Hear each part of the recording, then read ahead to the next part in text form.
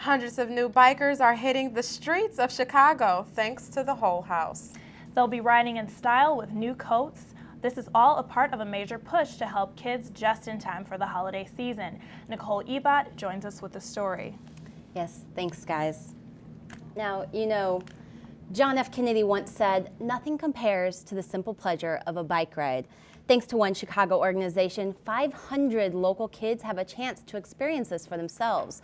And with their new coats, they can stay warm while they're doing it too. Riding a bike is a rite of passage for every kid, and everyone should have a way to stay warm when it's cold out. One recent charity event made sure the kids in a Chicago community had both.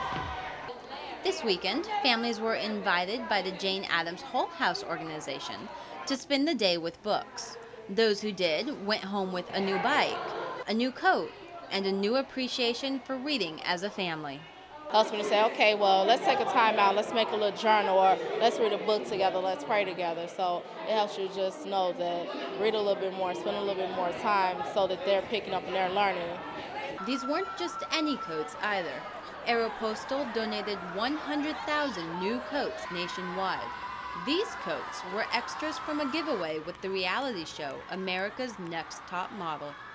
But with kids being kids, the bikes were the real treat. Now, why did you come out here today? About to get a new bike. There were bikes for kids of all ages. All they had to do was ask and walk away with their new ride. But those with new bikes and coats weren't the only ones who took something home from this event. I felt good giving the bikes away, and when I saw little kids being happy with the coats, it just gave me a heart stopper. The literacy events take place twice a year at John Hay Academy. Parents and kids get to learn more about reading and writing and how it can bring a family closer together. For more information on events like these, check out wholehouse.org. So Nicole, I know you said the literacy events happen often, but will the bike drive, will that happen again, or is that something that happens every year? Well, you know, this is actually their second annual one, so they are planning on continuing this at least until next year, but it really does depend on the girls who actually ran the bike drive. But we are definitely hoping. Okay. Thanks, you, Nicole. Thank you. Getting the flu may not be so bad after all. In fact, having the virus and the vaccine may protect you against H1N1. Experts have found that one's immune system's T cells can recognize a significant percent of the markers in H1N1, but this does not mean you are solely protected from the virus. Health officials still stress that people should get vaccinated against H1N1. Did you miss the graduation block party? No need to worry. Everything is online. You can now buy your cap and gown, order your invitations, and even look through some class rings. Just log on to colum.edu/commencement.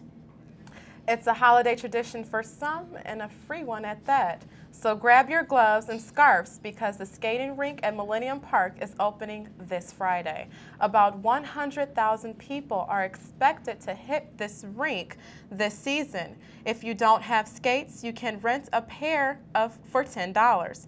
The rink is open until 10 p.m. on the weekends. Hopefully you have a hood attached to your winter coat because an umbrella won't hold up all this wind. It's a nasty mix outside. Cold, rainy, just not good. Treba Dismuke is here to tell us what we can expect for the rest of the weekend. Treba. Well, guys, don't put away your rain gear just yet. This rain will stick around a little bit longer. Let's take a look outside.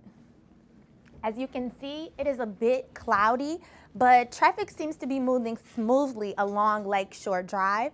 Current temperatures are 50 degrees, and it's a bit chilly out, but the weather it feels a bit warmer than it did yesterday.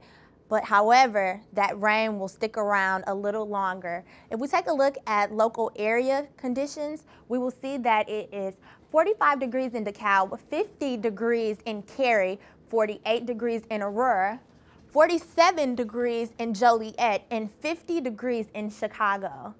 If we take a look at our Doppler radar, we can see that the precipitation is making its way northeast. Milwaukee will be hit with a little bit of rain, And Chicago should see some spotted showers here and there throughout the rest of the day.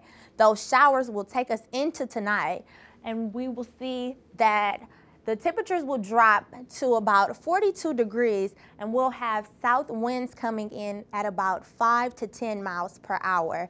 But the rain still isn't easing up on us.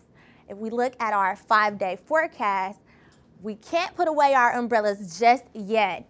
It is going to be 46 degrees on Thursday, and the sun is finally going to come out on Friday. We'll have a high of 51 degrees, a low of 42, a high of 53 degrees on Saturday.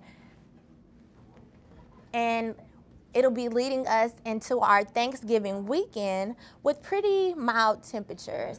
So just hang on a couple more days, you guys. The weekend will bring plenty of sunshine. I guess I have to be inside this weekend, huh, Treva? Not really. You can go out maybe Sunday. Maybe? Okay. Thanks, Treva. Thanks. Until then, I guess we'll have to just bundle up and drink lots of hot chocolate. Thank you, Treva. People magazine just came out with their sexiest man alive. We've got a sneak peek. Will you agree? And are the Bulls the only hope for Chicago sports fans? We'll tell you if last night's game was one you should have TiVo'd next.